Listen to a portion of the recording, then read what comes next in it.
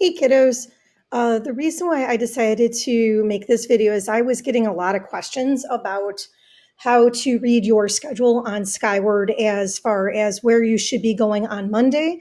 So I thought I would make a quick video to help explain. So here is on the left of my screen is a Google Doc version of your schedule that you could type in.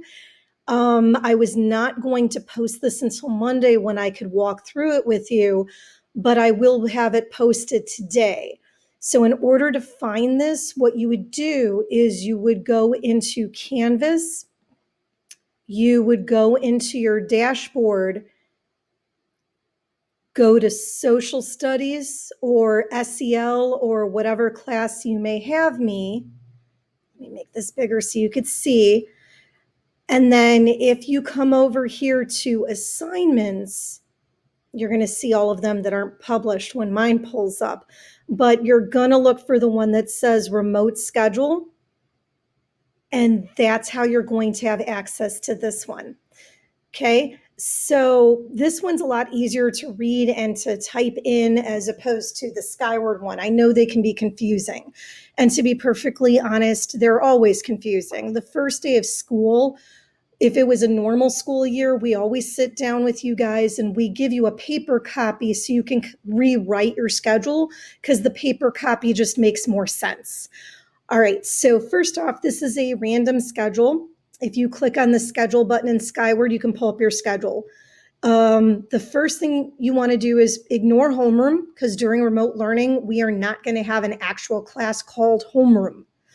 Your homeroom will meet, but for next week, you're going to meet during WIN time and during SEL time. But those two classes will be published, so you will be in homeroom, but for those different times on the schedule. So really, you want to ignore the first 3 lines. Instead, you want to focus on the periods. So period 1 in this example is ELA Advanced, and the teacher is Miss Manis. So what I would do is I would type that here where it says period 1, ELA, and the teacher is Miss Manis. That's the class I need to find on Canvas to get my Google Meet link at 8 o'clock Monday morning. This is the first place I go to. Next, I want to find my period 2. So I look at periods. Period 2 in this case is science with Mr. Edwards.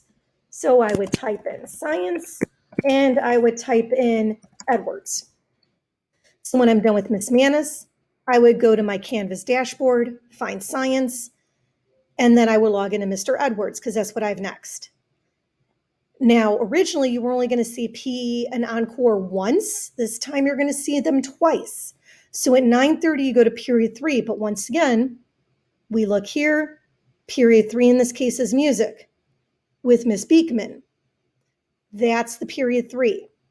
Okay, so that's what I type in here. I type in music with Miss Beekman, and then that's where I'm going to go to find my Canvas page.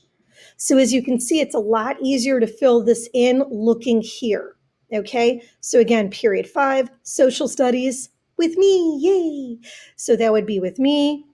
Then you have a break, then WIN period. In this case, this person has WIN with Miss Love. And then once again, we get to P and Encore, which is period 7. And there's period 7. The letters don't matter. Just ignore those. You're looking at numbers. So period 7, in this case, this student's period 7 is algebra. So they would go there. And their PE time is actually period 8. So in this situation, these two would be reversed, which might happen for some of you, and that's fine. You could always just copy and paste this, stick it where it needs to go. But your periods are here. And then, of course, SEL at the bottom is with your homeroom teacher, and that should be indicated on Skyward too. Now, the only thing to note is that at every quarter, this is going to change. PE never does, but your Encore does. And you can see that here. The Encore will change every quarter. So I hope this helps you guys out. See you on Monday.